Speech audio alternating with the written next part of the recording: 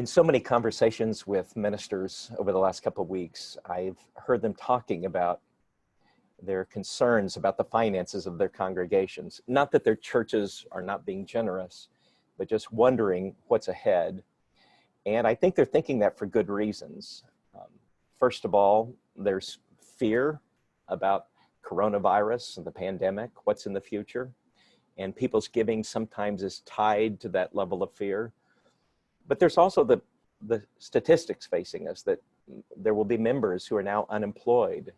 There will be people whose retirement accounts have been significantly reduced. And so it's an important thing for us to get ready for that. I know that as a lifelong minister, I was not trained in this kind of leadership. Really, no more than I was trained on how to do Zoom conversations. So there's a lot of learning. But I'm glad today to be able to turn to somebody who does know a lot about this, who's been thinking, praying, training for this for 4 decades. Dave Briggs has for 10 years been the stewardship director of the Central Church in the Phoenix area. Before that, he held a similar position at the Willow Creek Church in the Chicago area. And before that, Dave spent 27 years as a financial manager for GE. And he brings his Christian faith and a lot of knowledge about finances to the table. And so, Dave, thank you so much for joining me in this conversation. Well, I really appreciate the opportunity to spend some time with you. One of the things I've heard you say is that frank conversations are needed sooner rather than later, but without a spirit of hysteria.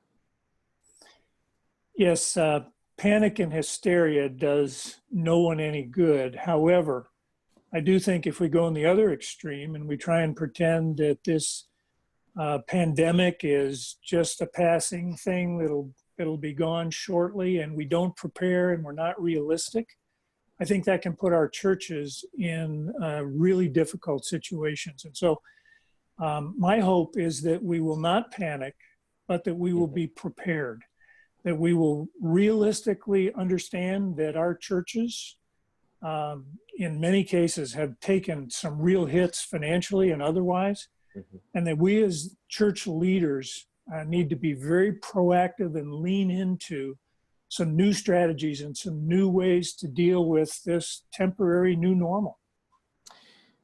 So I've heard you say you're encouraging church leaders to jump in right now.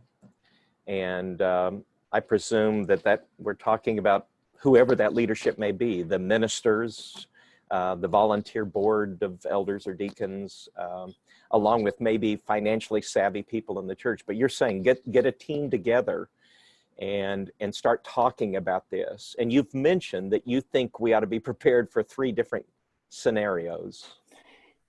Yeah, I think part of the planning process involves, since we don't know what the future is going to bring, what strategies would we use depending upon the degree of severity of how our individual churches are impacted. And so I think it makes sense, as you said, to, as a leader of a church, even a small church, the worst thing you can do is feel like all the weight of determining how we're moving forward is on your shoulders. The best thing you can do is gather together some spiritually and financially savvy people that are willing to almost form what I would call a financial SWAT team to help you navigate through some of the difficult decisions that you didn't have to make a month ago, but which are incredibly important.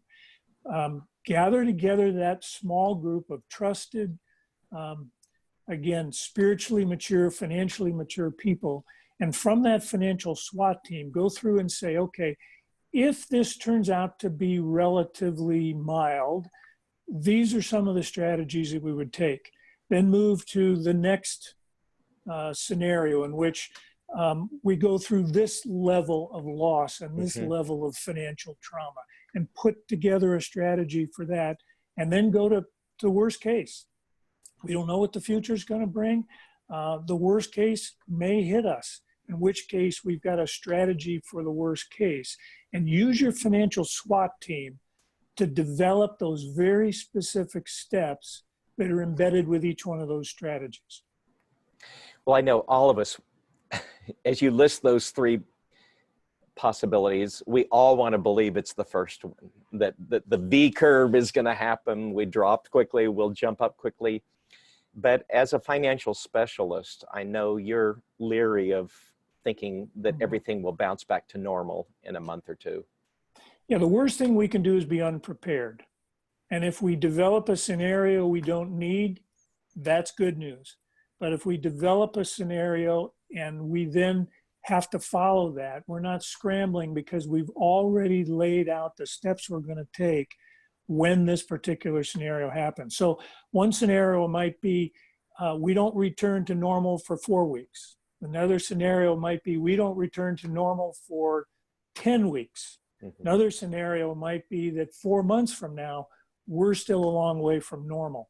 And just getting it down on paper, working with your financial SWAT team will make navigating through the future a lot less traumatic. I like how you've described a possible scenario for this discussion under the idea of 4 different buckets. That this team, this SWAT team, you call it, comes together and they imagine 4 buckets that all potential expenditures need to go into. Can you describe that? Exactly. And this has been very, very helpful to a lot of church leaders and to individuals as well. And it starts by identifying in some level of detail all of the expenses necessary to perform your ministry. So you look back over the last 12 months and say, these were all the different types of expenses. And once you've got those identified, then each expense goes into one of 4 buckets. The first bucket would be those expenses which are fixed expenses, whether they're a mortgage or whether they're insurance payments or whether they're any kind of contractual monthly payments that you must make. So that would be bucket number 1. Bucket number 2 would be those important and necessary expenditures, but for which we have the ability to shrink those, to find ways to acquire them for less or to do with less. Maybe there are various supplies within the church, or even something as minute as recognizing we're going to leave the temperature in a way that would be more cost savings in the various buildings that we have or places. But anything that is necessary but can be reduced goes into bucket number 2. Before you go to bucket 3, I'm fearful to ask, but which bucket do salaries go into? Salaries could very well go into more than one bucket. Okay. And let's talk about all the buckets, and then we'll come back and talk great. about Sorry, how we might apply salaries into the different buckets. Okay. Bucket number 3 would be those important expenditures for which we have committed for the next 90 days, we're simply going to postpone. There may be some maintenance that we'd planned. Maybe we were going to paint one of the rooms, or we were going to buy some new choir robes or new chairs, where we have the ability to say, yes, we will do this. We were planning on doing it soon. We're simply going to postpone everything in that category for at least 90 days. Okay. Bucket number 4 are those things that we can and should cancel immediately. Scheduled to go to a conference next month. Well, that's already been canceled for us. Or there's some definite things that we were planning on doing. Maybe we were going to subscribe to a new whatever, and we just simply decide we're not going to do certain things. Or there may be certain things we're already doing, maybe some types of subscriptions that we like to have but we can do without, that we can cancel immediately. So that you've got expenditures in each of those 4 buckets, which is important because the strategy that you develop is going to be unique for each one of those buckets. I'm guessing this is a painful process. It's got to be prayerful. It's a very painful process. Got to take discernment, right? Congregational leadership discernment. And what we found ourselves during this coronavirus time is there's no such thing as a non-painful approach. What we're essentially doing is finding the least painful approach. And the least painful approach in the short term is usually less painful in the long term Mm-hmm. than if we had just decided to not do anything in the short term. So you asked about salaries, and I that's a good did. one. I'm wondering what that might look like. I know you don't have a one size fits all, but I think we may very well find salaries fall into bucket 2, 3, and 4. And again, very painful, but there may be some people that we have currently employed that because of the current situation, they don't have any work to do. And as churches, we don't have enough resources to pay people that have no work to do. And you may have to furlough those people, as painful as that is, and they become bucket 4, where we essentially can't afford to pay you during this time. mm-hmm. Very painful, but very necessary in many cases. Bucket 3, where we are postponing something, that may very well be somebody we were getting ready to bring on staff, Mm-hmm. Next month, and we have to tell them we can't really do this for a number of months until we see what the situation is. So we are postponing that additional payroll as part of bucket 3. And then Okay. bucket 2, we have the ability to reduce. It is not an unfair thing to go to people that are still vital to our ministry and say, we need you to take a cut in your salary to be able to support the needs of our church. And therefore, you are essentially keeping those necessary employees, but asking them to take a reduction in salary for some period of time. So your question was a good one. I think payroll falls into all 3 of those last buckets. Right. Well, as I said, I spent my life as a minister, and that's uncomfortable to ask, but you're saying that if we hit that second or third scenario that need more drastic cuts, there are only so many places to go. And I love the advice that churches are going to have to be prayerful and responsible as they move And ahead. your point was well taken.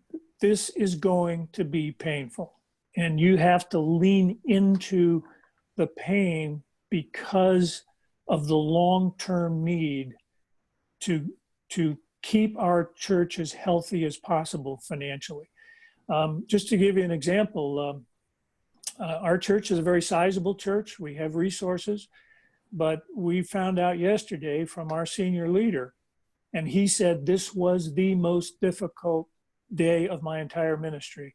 We had to furlough some of our people simply because the money wasn't there, and their job had been eliminated because we went from 29 services every weekend at 6 locations to 1 service online. And a lot of people had no work, and we did not have the money to pay them for no work. And it was incredibly painful, but it was the right thing to do. Dave, I so appreciate this advice, straightforward talk. I appreciate that you spent your life thinking about this as a Christ follower, and that you bring your skills to that. Is there a parting word you have? Well, I would say for 2 church things. leaders. Okay, please. If you allow me 2 things, Yeah, I'll sure. say 2 things. Yeah. One of them is, and this is something I really want our leaders to think very deeply about and to pray about. Our language really matters. And I think sometimes we can have a scarcity mindset in the way we articulate our needs to our people versus an abundance mindset. A scarcity mindset might say something like, giving is down, we really need to pay our bills, we need your help.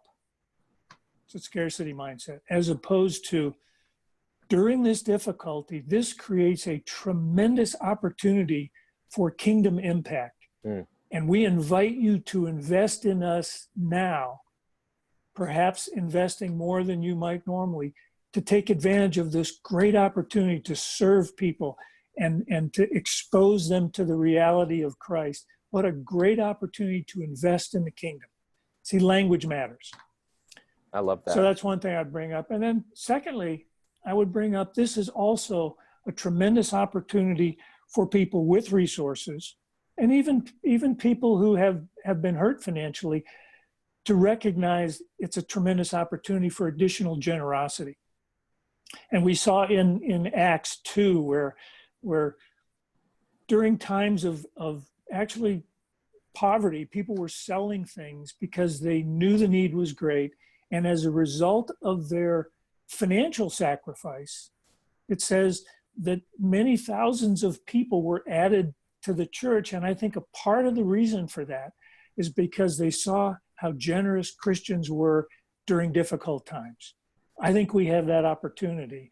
And so don't be afraid, church leaders, to ask your people to step up and be generous, especially during a time when needs are so great.